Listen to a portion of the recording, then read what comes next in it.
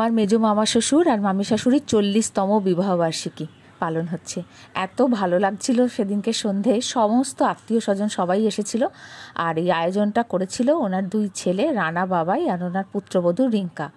তো আমরা খেলাম হচ্ছে স্টার্টারে চিকেন পকোড়া, ফিশ বল আর শরবতটা না খেয়ে একেবারে প্রাণ জুড়িয়ে যাচ্ছিল।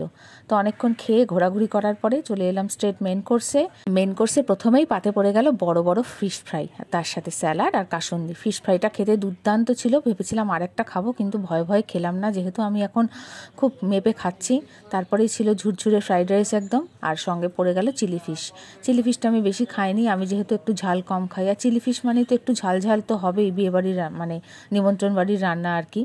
খাওয়া দাওয়া চলছে, এর ফাঁকেই রানা আর মেজমামি চলে এসছে আমরা ঠিক করে খাচ্ছি কিনা সেটা দেখতে।